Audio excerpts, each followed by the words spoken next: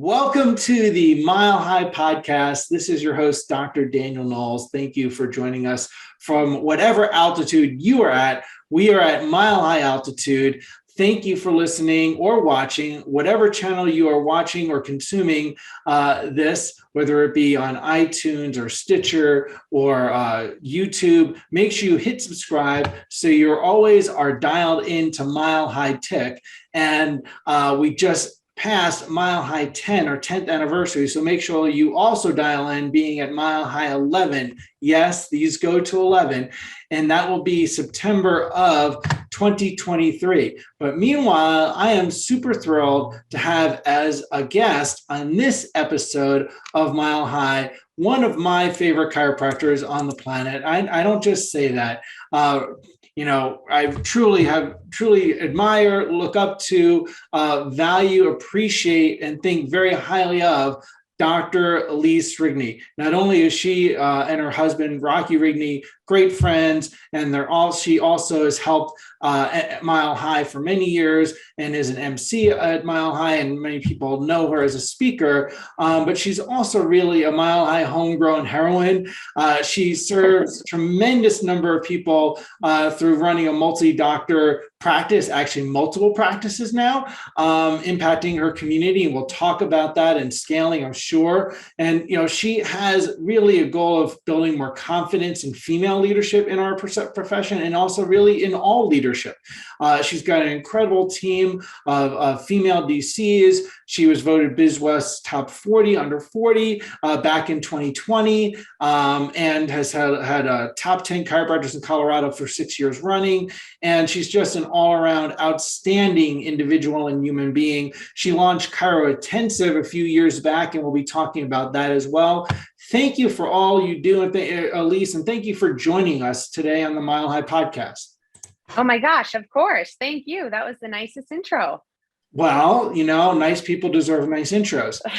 Oh, thank you. So, and, it's summer in Colorado. And yes. First of all, a lot of people that are connected to Mile High know you from speaking on stage and assisting as an MC and so many other things, but a lot of people don't know you. So can you introduce yourself a little bit, let people know a little bit of maybe how you found your way into chiropractic?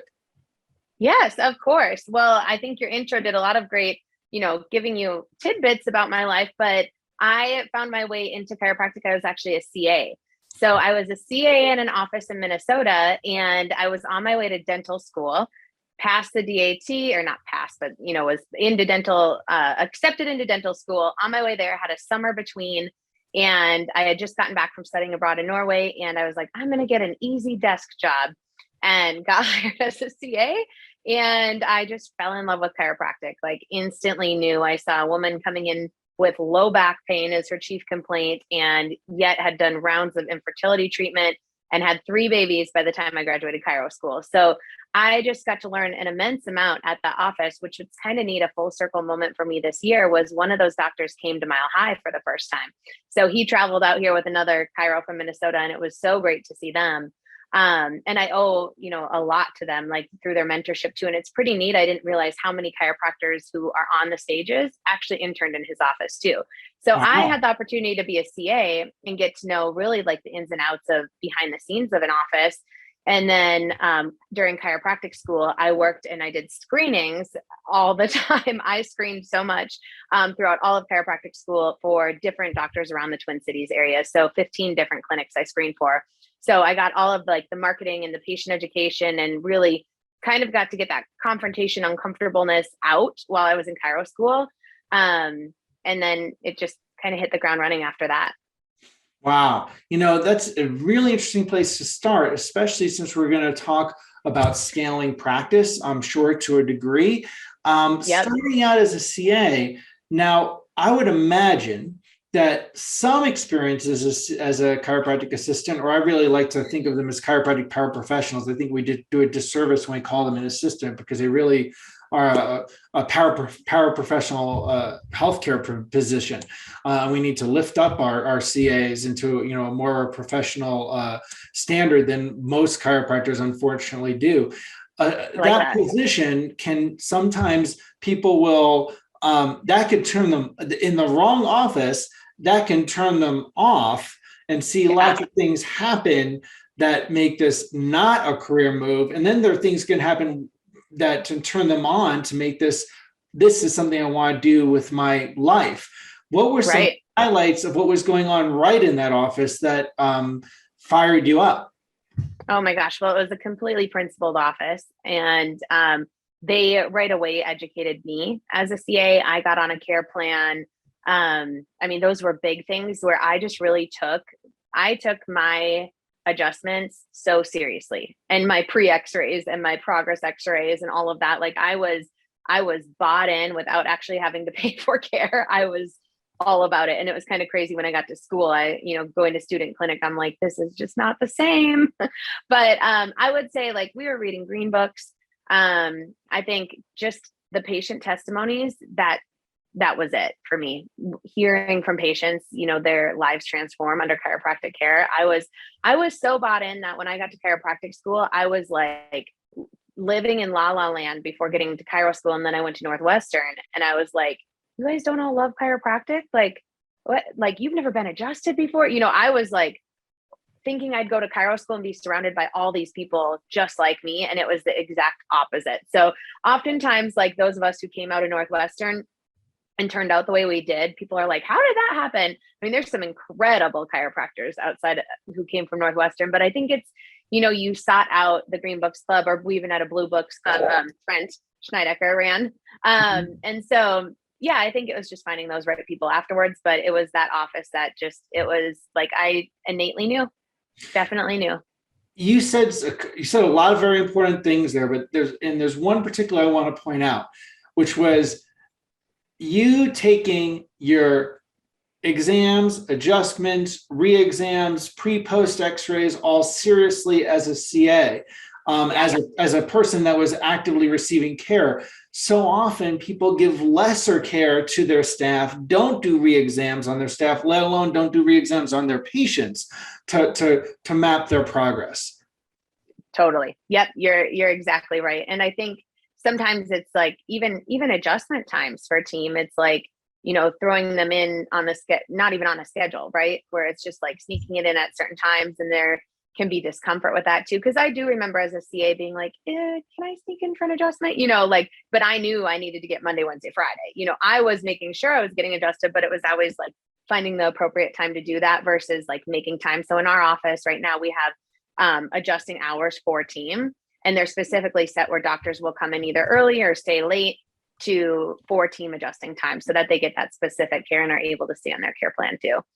And see, all of that goes back to systems, making sure systems so that you get to the outcome that you want. And so often people don't even have an outcome with their care, let alone their team or their office or their associates.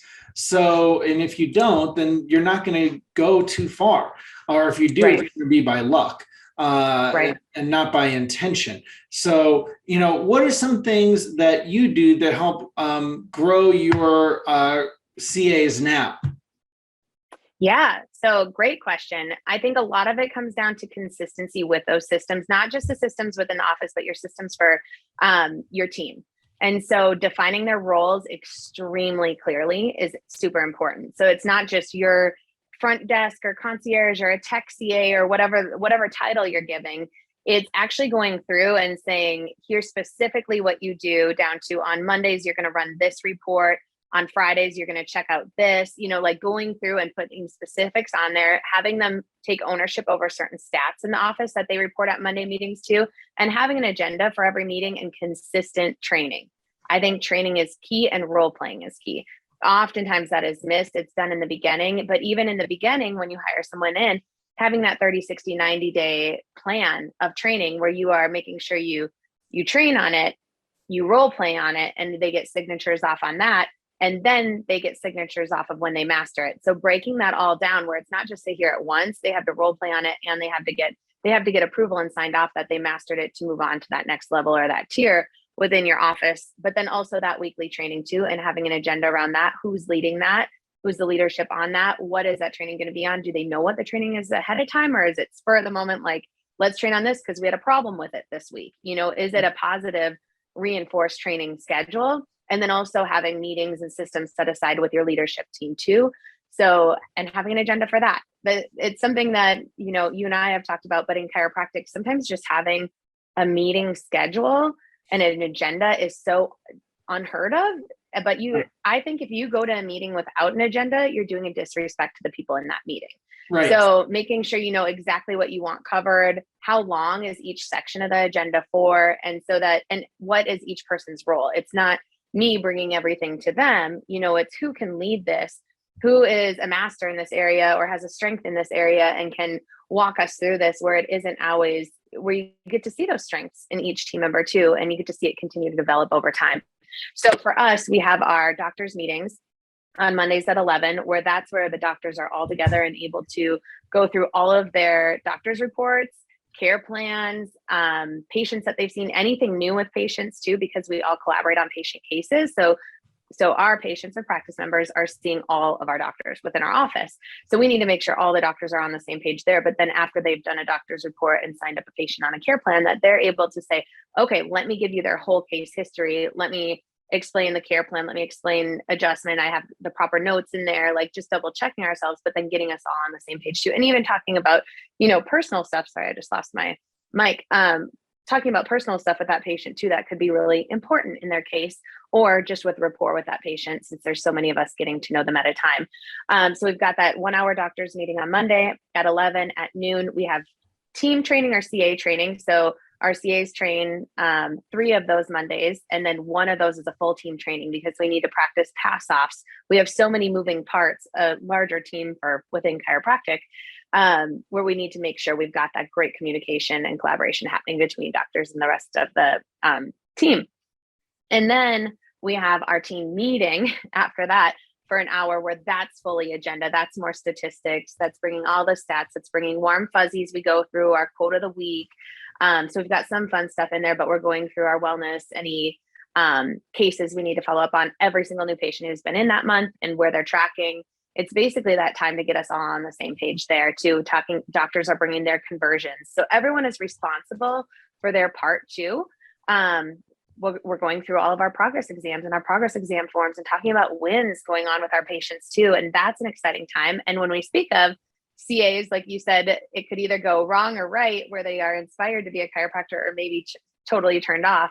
We have 2 CAs right now in chiropractic school who are at Mile High. And then we have 2 current CAs who are heading to chiropractic school in the next year. So this is definitely a place, like I say, anyone who shadows here from like CSU, or I think, anyone who shadows here becomes a chiropractor. Like anyone who has I'm going between chiro and midwife, chiro and PT, like the second they shadow here, they're like, I'm going to be a chiropractor. So that is a really great feeling. And I think it's because we're talking about those testimonies too. So that's a system right there. On Wednesdays, I meet with my leadership staff. So I've got a senior associate doctor, and then we have a lead CA too. And we're able to collaborate, get on the same page, have an agenda with that as well. And then we have 90 minutes or 60 to 90 minutes of doctors training, where all of the doctors are together. And sometimes it's a hands-on training. We also have a podcast for our office. So sometimes it's recording a podcast with the doctors. Sometimes it's just specifically helping with a certain part of our technique, or something that's communication wise. We just make sure that we're able to set that time aside and it doesn't get moved. And then we also have a marketing meeting once a month. So we have 4 people in on that. We used to have the whole team in on that, and that just got to be a lot. So we have 4 people in on that. That happens last Wednesday of every single month. And that is also a non-negotiable time. So all these meetings are pretty much non-negotiable. They're not flexible per se, because we're all committed to them. They're all on the schedule and they're all consistent with when they're in there. But our marketing meeting, we're going through all of our plan for especially social media, all of our social media, because we're big on TikTok. We have over 10,000 followers there. We've got TikTok, Instagram, Facebook, blogs, our newsletter that goes out. All of that's done in-house. We aren't hiring that out of house. So it's important for us to get on the same page there and be relevant with the info that we're putting out. So it's pretty time sensitive with that too. And then we have committee meetings once a month as well. And our committees, we have different committees. We have a celebration committee. So we have a group on our team that's in charge of birthdays, anniversaries, Is someone getting married? Is someone having a baby? Like just making sure that we are celebrating our team members. So full celebration committee. And then we've got an office moms is what we call it. They're a committee. So they're the ones who keep everything clean around here. They're not the cleaners. They just make sure we're organized. We have everything ordered for whatever might be coming up for different events. And then we have a marketing team as well. That's different than the social media, digital marketing team. This is more so events. What do we need? We're doing wine, women, and wellness. We need to get the wine. We need to order the cups. We need, everything that goes along with that. That's what they're in charge of, the logistics of who's staffed at what time for different events. So those are our committees. So everything is very this probably sounds super overwhelming, but if anyone's listening, I hope that it just gives you ideas, even if you have one CA, of how you can start to get that consistency, because so often we don't think about the future vision of the practice. We think of the right now, and that can really pigeonhole us. I hope that's an okay term to use still, but pigeonhole us into being stuck and complacent, because we're not thinking of what that bigger picture is. I see this often in the way that people are bringing in associates too. So they'll bring them in and they'll salary them for maybe where the total collections are right at that time, or within the first 6 months of that associate coming in. And they're not thinking you might be bringing someone in when you're at a certain amount of revenue. They're not thinking, okay, we're probably going to double, triple this monthly revenue. And now this associate's going to be making $500,000 a year or whatever, something that's way out of this world for not doing that amount of work. We'll say it's because of the scaling and the growth of being able to build your team, but you might have set someone up where now you're in an uncomfortable position of, I need to change the structure of your salary. So that's something that I always think of, am I going to be able to replicate this when I grow to this size?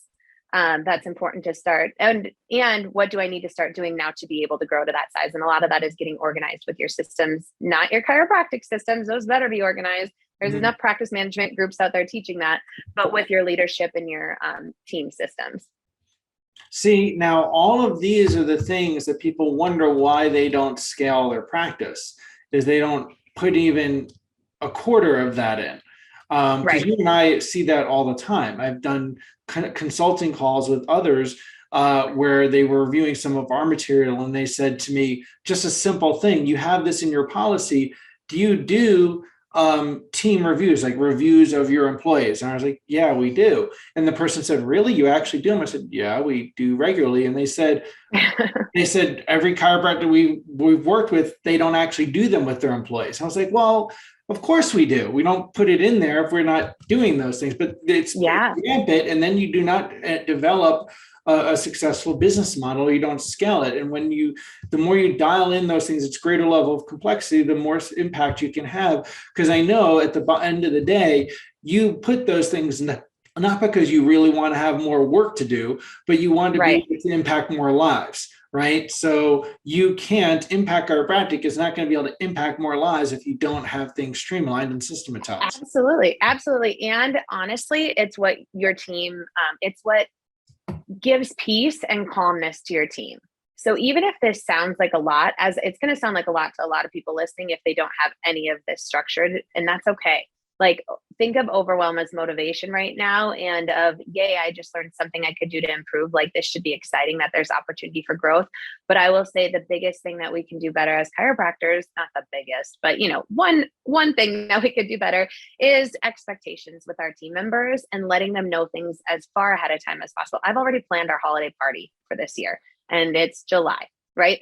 Because my team, I respect their personal time. I respect that they go on vacations and that they camp and travel and have concerts and all these things. So I want to make sure that I get all these dates out to them as soon as humanly possible. I've got our annual team training dates planned, our doctor's retreat, all of that's planned so far, as far in advance as I can do it, really, so that they have those expectations laid out. But same with these meetings, when the expectations are laid out and you're not pulling an audible, constantly being like, hey, we need to get ready for this event Friday. Can you guys stay an hour after work? That's disrespectful to their schedule. A lot of people wouldn't like that. You're going to have some people that can roll with it on your team, but you're going to have others that can actually bring anxiety to, is that, feeling like they're always having to be kind of on the edge of their seat, not knowing what's coming or what the expectations are, especially with training, if they don't know what the training's about, because some personality types on your team are going to want to prepare themselves for that training. They're going to want to start to plan and role play and do all of that on their own ahead of time, so that they come to the training prepared, which is an incredible asset to have that person on your team. But if the leader isn't prepared, then everything else falls after that. Right. Absolutely. Because they follow through based on what you do. So then, Yeah. how do people feel about a culture around that? How does your team and your docs feel around that? Good. Really good. Yeah, it's interesting because I think I'm the one who's usually like, do we need a system for that? Could we back that off? Because I'm an expressive personality. So I'm much more like, before I grew the team, I had a lot more of like go with the flow with systems and stuff, a little bit more, yeah, just casual, I guess you could say. And then the larger I grew, the more I was like, ooh, this systems are so important and they just settle your team. So everyone feels good about it. We actually just made a huge change in our clinic, which I'm really hesitant to talk about because I know I'm going to get all these messages asking me how I did this. But so for over 10 years, we've been a day one, day two, new patient doctor's report, and we just switched to condensed day one. And our conversions are through the roof on this, onto care plans. And so we just switched to that, which I was hesitant about because we used to just throw new patients into the day. And, like our doctors were kind of always running all over, even though we pre-huddle, we know what's happening ahead of time. It still was a little bit more like, our doctors couldn't plan their schedule a week in advance. They know what was happening, because new patients are getting thrown on the books. So we changed it to a very structured schedule. And I was worried about it. I was worried about doing a condensed day one, day two as well. And it's been amazing at how well this like brought peace to our team because they know where each doctor is at each time. I mean, when you're running a multi-doc office, like, and you can't tell a patient, oh, this doctor is going to be on the floor at this time. Now we can. Now we know this doctor is going to be, these are their adjusting hours, and they will be on the floor. So it's nice to have that consistency there as well. And the doctors are able to like compartmentalize, however you say that word, between I'm going in and I'm going to be one-on-one connecting with the patient right now. And I'm going to be in the rooms bopping back and forth between patients. Like, that energy is a totally different shift between your role at each time. So yeah, it's interesting because the things I've done for so long. And then when we make a change, I'm like, oh, that was a lot easier than I could have ever expected. Well, and that's very good. So now talking about that, I know you have coming up pretty soon. I want to ask you some more questions about leadership. But before we go into that, I know you have coming up pretty soon. I think in August is going to open enrollment. And then in September, I believe is when you said it was launching. You have a chiro intensive program that you do in the fourth quarter of the year. Can you tell us a little bit about what that's about? Absolutely. So chiro intensive, I really developed out of a need. I didn't ever have the dream or vision of offering consulting to chiropractors, but after I realized what we were doing in Impact is pretty different and really sought after in our profession, I was like, okay, I need to develop a system around this in a program, but not something that's residual where you're always signed up and monthly and all of that. I wanted something that was like, hit it hard. Let's kind of drinking from the water hose with content, and also for doctors who are ready to scale. So Chiro Intensive, it's a 90-day business mentorship and mastermind that only happens in fourth quarter. So that's kind of exciting. It's just at the end of the year. And what we do is 12 weeks of accountability where we're in cohorts that are specifically with other doctors who are at the same level in a certain way as you are in practice. I also turn away quite a few doctors who apply for Chiro Intensive. So it is an application process just because I am really protective of the group. And also it's not for startups. It's not for exit strategy. Even though we do talk about exit strategy, I bring in different speakers on that in one of the modules, just so that you prepare your clinic to be at a profitable level to be able to sell when you're ready to, or to start selling off shares now. But it's really for those doctors who are looking to scale and bring on other doctors into their practice, back down their hours too. And it's for those doctors who are doing really well in practice, but are starting to get burnt out or are starting to be at this place where they're like, I really don't want to sustain this forever. Like, this feels phenomenal. I can now, pay off my student loans and purchase properties and that sort of stuff, but I don't get to enjoy those properties because I'm so needed. My practice is dependent on me. So it's about building a practice that's not fully dependent on you. And also, letting go of a personality-based practice too. That's important. So we walk through 8 different modules in 12 weeks, and they're from anything from building your team, of doctors to also going through wealth building, going through specific innovative marketing, through more of the leadership aspect too. So leadership is something that I'm really passionate about, as you know.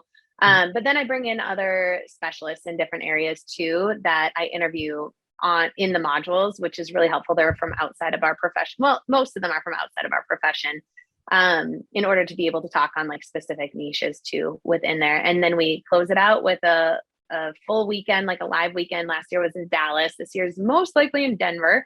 We'll see. But with that, we plan our whole marketing calendar for the next year. And we also just do a full planning. It's basically a time where all these chiropractors, like high level chiropractors, are together in a room, and we're able to plan projections and our stats and our marketing and all of that for the next year together. So it's like a working weekend, which is nice because then once it's done, you're ready for your annual team meeting too. So that's what Chiro Intensive looks like. It's a lot.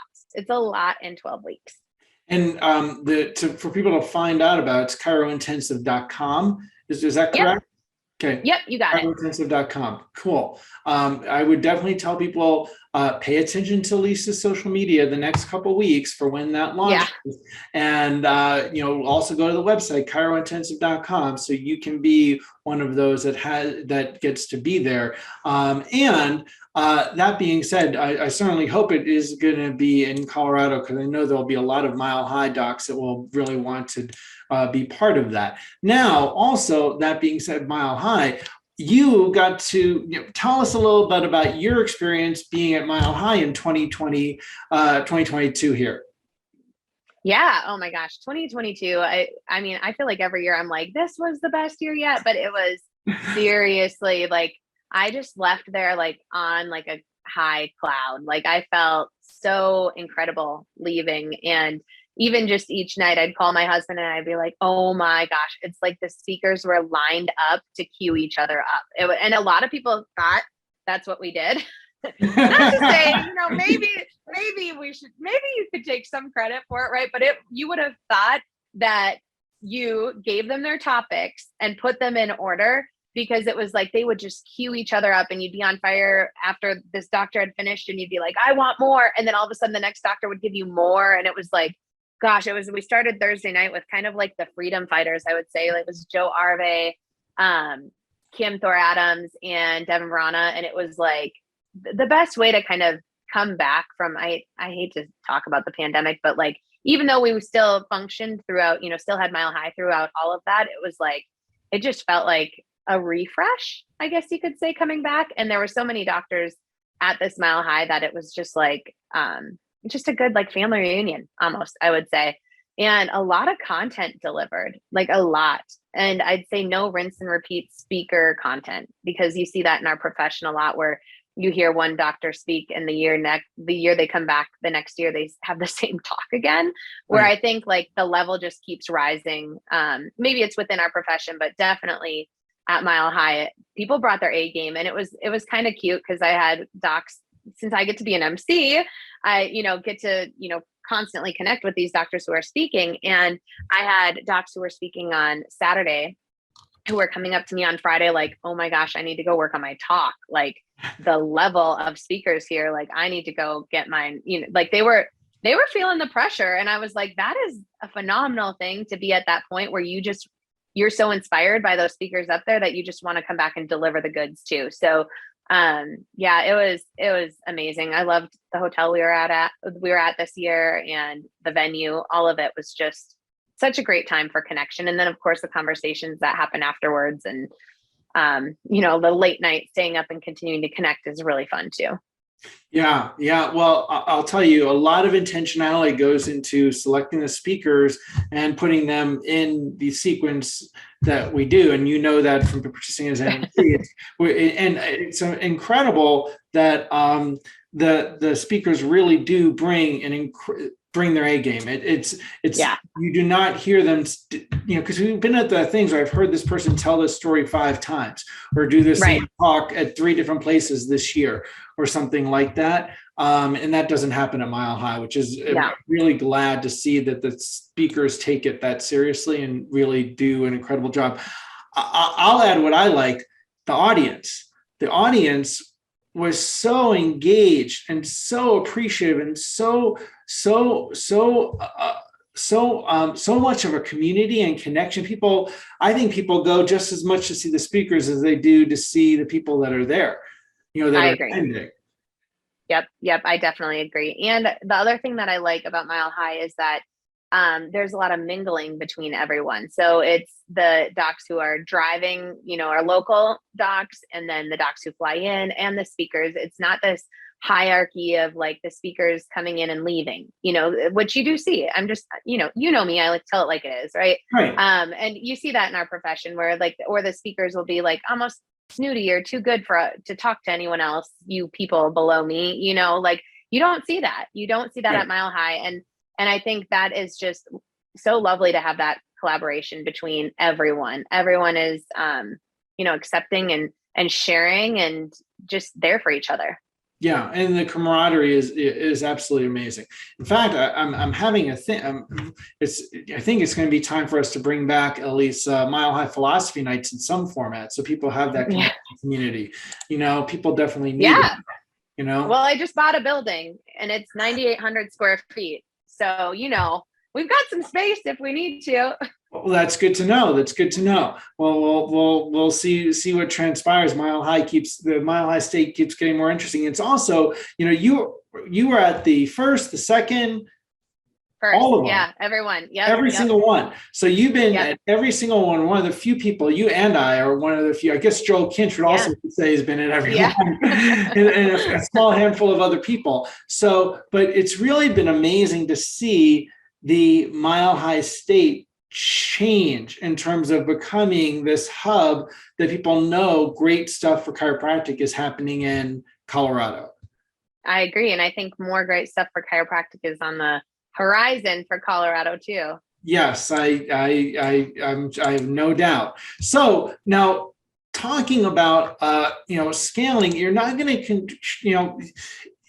to do great stuff and impact in a great way unless you can go beyond the vision of just the four walls of your office. And, which means you have to bring in other doctors, help them get skill sets, help them grow in ways that they weren't doing on their own, and then help them be able to launch maybe other locations. And that takes leadership.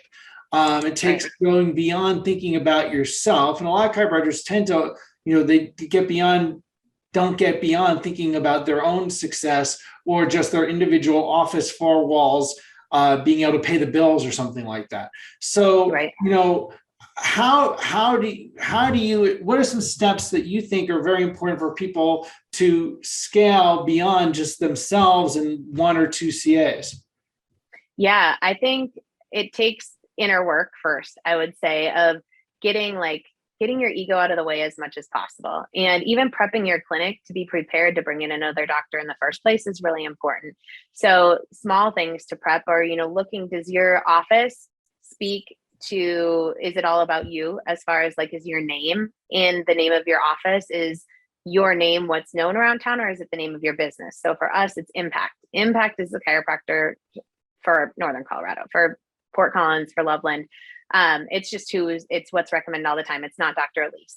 And so it's really getting those shifts happening within the mindset of your practice members and your community. Those are small shifts to start making, but also for yourself to not have the same expectations that you hold for yourself for the doctors coming in, and really humbling yourself, but also having patience for whoever you're bringing in. If you're bringing someone in straight from school, it's really from chiropractic school, it's really easy to be like, well, when I was an intern, I did this.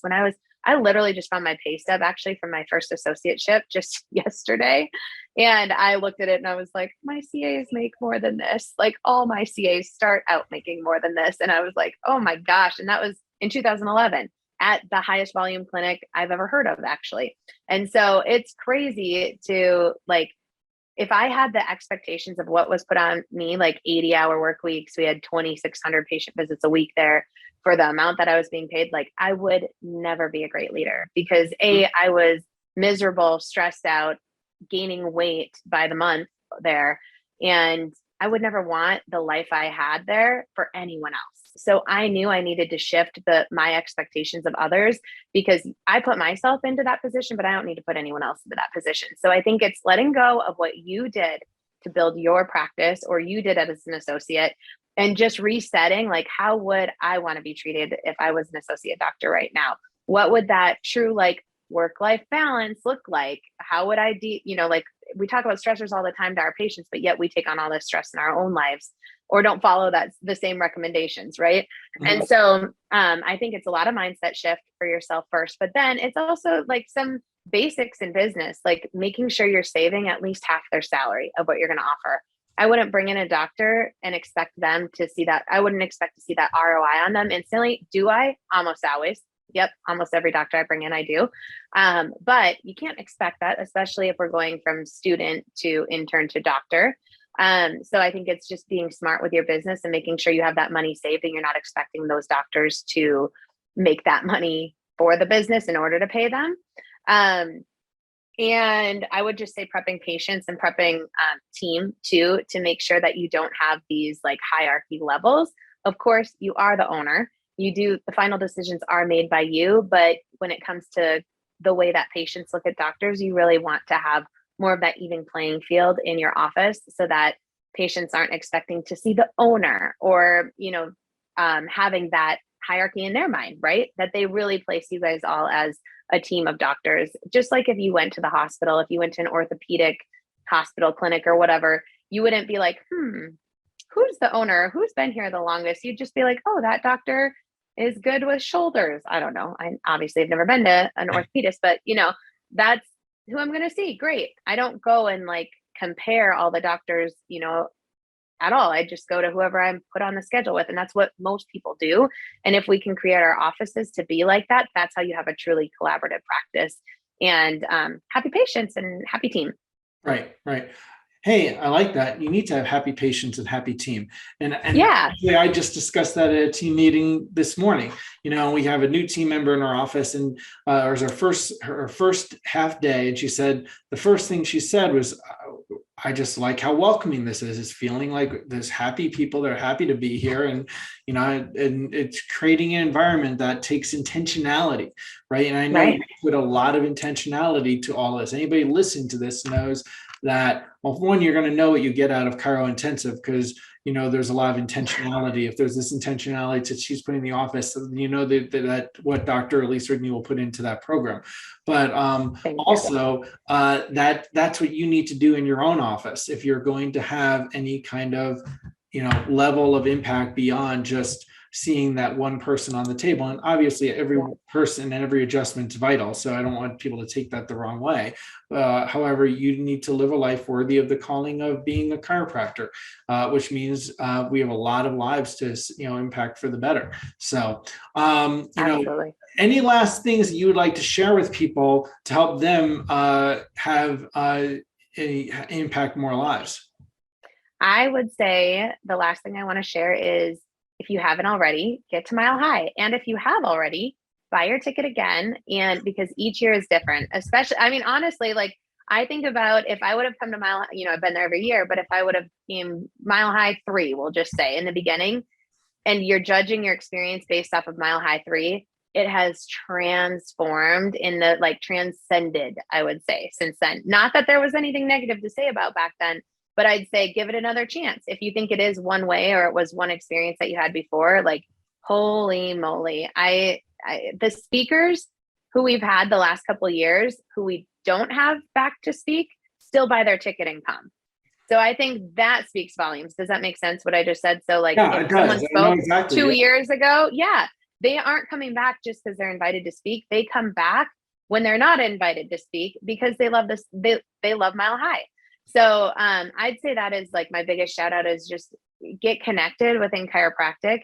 Sometimes we are in, even if you think you're connected, it's just with a practice management group. That's a start. But there's incredible chiropractors out there who do things different than you. My biggest example can be Network Chiropractic. Not never, because I live in Colorado now. I didn't know about Network until I went to Mile High 1. I came from Minnesota. I hadn't seen it. And now I'm on a network care plan. So I just think it opens and expands your consciousness and your awareness to everything else within chiropractic and what other chiropractors are doing too. And it might just be like that one conversation that you have between a speaker that changes your life too. So I just want to highly encourage everyone to attend Mile High. It is, there's a lot of additional benefits behind that with getting your seat taken care of and all that sort of stuff. But I don't want that to be what sells anyone on coming. I want it to be that it can truly transform your life and it can spark some joy back into your life where maybe you felt on an island on your own, without having this connection. Right. Well, thank you so much for saying that. Thank you for being there all 10 years. I know you'll be there Yeah. in college. And, I'll have to say, we're grateful to serve. Rochelle and I are very grateful to be stewards of the principles, and we really take seriously this podcast. We take seriously the event that we know people are taking their time, energy, and resources to be there. That's where they're choosing to put their attention. And so we want them to have an outstanding experience. So we're grateful to have you to help with making that as well, making it that way too. Because you were great phenomenal on stage, also your breakout. And then also as an MC, it was really delightful to have your participation in that as well. So we're really grateful for you and for you helping chiropractors around the world, especially in Colorado. So it's really a game changer, the material that you've put together to help people, aspire to more than where they have been. And we all need to aspire to more. There's always another level that we can reach to. Wherever level you are, there's another level of growth, for sure. So again, thank you for enjoying the Mile High podcast. Rise up to milehigh.com. That's where you can get the information about Mile High in 2023, and just dial it into your schedule now. Write it in stone or write it in blood or whatever the term that's appropriate to use these days are. And also go to chirointensive.com to check out that for your fourth quarter. I couldn't think of a better thing for you to do in your fourth quarter to level up in the next year. So, and thank you so much for what you do for chiropractic, Elise. And thank you everyone for listening, and keep changing spines and minds and lives with chiropractic.